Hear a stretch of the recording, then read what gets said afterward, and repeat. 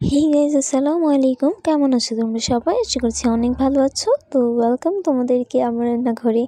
আজকে আমি তোমাদেরকে ইফতারে একটা স্পেশাল রেসিপি করে দেখাবো, যে বাসায় থাকা উপকরণ দিয়ে একটা মিষ্টি ডেজার্ট তৈরি করে দেখাবো। তো এটা হচ্ছে চিড়ার ডেজার্ট। ইফতারে এরকম একটি ডেজার্ট হলে আর কিছুই লাগে না। সারাদিনই রোজা রেখে তারপর ইফতারে কলিজা ঠান্ডা করে দেওয়ার মতো একটা ডেজার্ট তৈরি করে দেখাবো।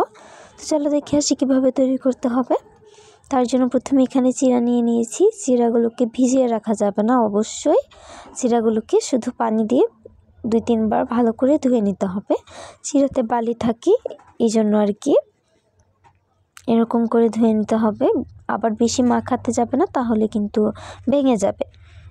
2-3 বার ধুয়ে এগুলোকে এরকম করে পানি থেকে উঠিয়ে নেব। এই ডেজার্টের মেইন উপকরণই হচ্ছে চিড়া, তো এটা অবশ্যই লাগবে। এখন সরাসরি একটা গ্লাস নিয়ে নিয়েছি। গ্লাসে হচ্ছে তোমাদের অল্প চিড়া দিব। তারপর এখানে নিয়ে নিয়েছি দই। আমরা মিষ্টি দই নিয়েছি, তোমরা চাইলে এখানে টক দইও নিতে পারো। আমার মনে হয় মিষ্টি দইটা দিলেই ভালো লাগবে, মিষ্টি মিষ্টি লাগবে খেতে। তারপর আরও কিছুটা চিড়া দিয়ে দিলাম। টক দইটা কিন্তু স্বাস্থ্যের জন্য ভালো, দুইটাই ভালো। তোমরা চাইলে আবারও বলছি যে কোনো একটা দিতে পারো।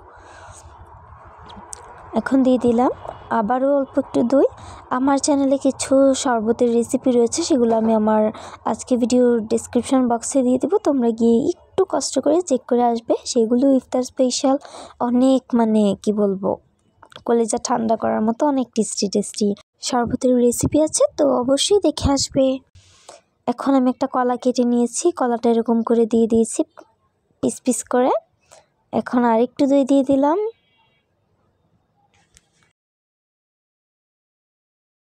তোমরা এটা না খেলে বুঝবেই না এটা যে এত টেস্টি, খেতে এত ভালো লাগে, কি আর বলবো। আর এখন অল্প একটু একদম ঘন করে জাল দিয়ে নিয়েছি দুধটা। দেখো দুধের কিন্তু কালারটাই চেঞ্জ হয়ে গেছে, একদম ঘন করে জাল করা দুধ। একটু দুধ দিয়ে দিয়েছি, তোমরা চাইলে আরেকটু দিতে পারো। এই তো খুব সহজেই তৈরি হয়ে গেল আমার চিড়ার ডেজার্ট। আমি আরেকটা গ্লাস এরকম করে তৈরি করে নিয়েছি। তো গাইস, কেমন লাগলো তোমাদের আজকে আমার এই পুরো ভিডিওটা? আশা করছি ভালো লেগেছে। আর ডেসক্রিপশন বক্সে আরও ভালো ভালো ভিডিও রয়েছে, অবশ্যই দেখে আসবে। চ্যানেলে নতুন হলে চ্যানেলটা সাবস্ক্রাইব করে পাশেই থাকবে।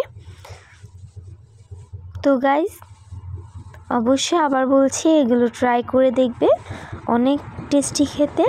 আর গাইস, তোমরা অবশ্যই এটি বাসায় ট্রাই করবে। এটি খুব কম খরচে, বলতে পারো খুব সহজে অনেক মজাদার একটা ডেজার্ট এভাবে তৈরি করা যায়। তো গাইস, ধন্যবাদ তোমাদেরকে এতক্ষণ আমার এই পুরো ভিডিওটা না টেনে দেখার জন্য। তো গাইস, খুদা হাফিজ আর রমজান মোবারক।